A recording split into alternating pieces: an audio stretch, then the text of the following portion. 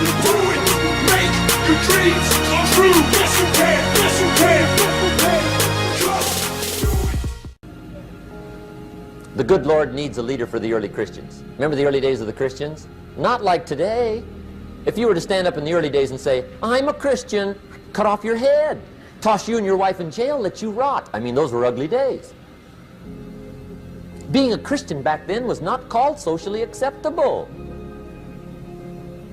They didn't have 125,000 in the Los Angeles Coliseum to hear Billy Graham on a Sunday afternoon. Not back in those days.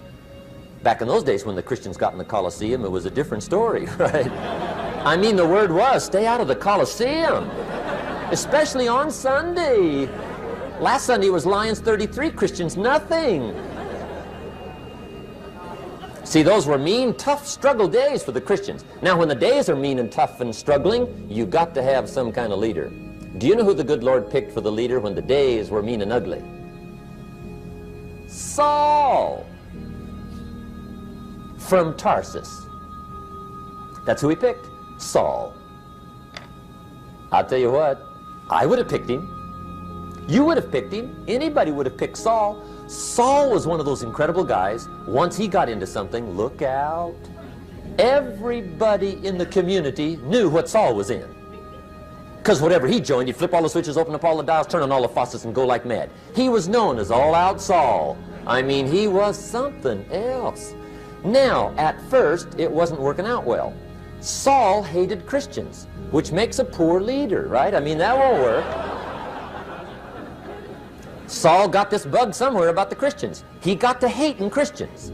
And he hated them so bad, every time somebody would say Christian, he'd fly into a rage. And I guess he decided one day, it was his mission in life to get rid of all the Christians. He was Saul anyhow, could do most anything he wanted to. So he got him these letters of authority to go around to the various communities and hunt down the Christians. They said, do whatever you want to with them, Saul, they're unpopular anyhow. Drag them in the streets, whip them, stone them, torture them, kill them. You mention the name Saul from Tarsus to the early Christians, I'll tell you what they would do. They would run, hide, lock the doors, leave town, dive underground. I've been in the catacombs of Rome where they hid. He was mean. I mean, terribly mean. But remember the story? One day Saul's making it for Damascus. Heard about some new Christians, flies into a rage, takes off for Damascus. And the story said he was angry. There's a little sentence in the story that says, on his way to Damascus, he was breathing out threatenings and slaughter, which meant he felt rather strong about the idea, right? That's strong, that's strong. But on this journey, right, according to the story, as Saul was making his way to Damascus, the good Lord looks down out of heaven and says, there's my man, Saul. He's got to be something else. And according to the story, this great light shines out of heaven, knocks him flat, right off his horse, grinds his face in the dirt, and blinds him for 3 days. The good Lord using recruiting tools we can't use, but when you're Lord, right? To make a long story short, Saul from Tarsus becomes converted to Christianity. He becomes Paul, the great leader, the apostle. And without a doubt, the good Lord got him a dandy. One he didn't have to pump up every month. In one of his later writings, he said, the things I once hated, I now love. The things I once loved, I now hate. See, that's strong. Here's the key to the good life. Learn to put everything you've got into everything you do. Whatever you are doing, pour it on.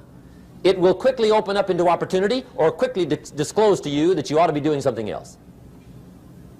The delusion is, if I had a better job, I'd really pour it on. See, that's delusion. Wherever you are, pour it on. Don't give somebody half a job for a day's pay. Pour it on. If we look to the answer as to why for so many years we achieved so much, prospered as no other people on earth, it was because here in this land we unleash the energy and individual genius of man to a greater extent than has ever been done before. Freedom and the dignity of the individual have been more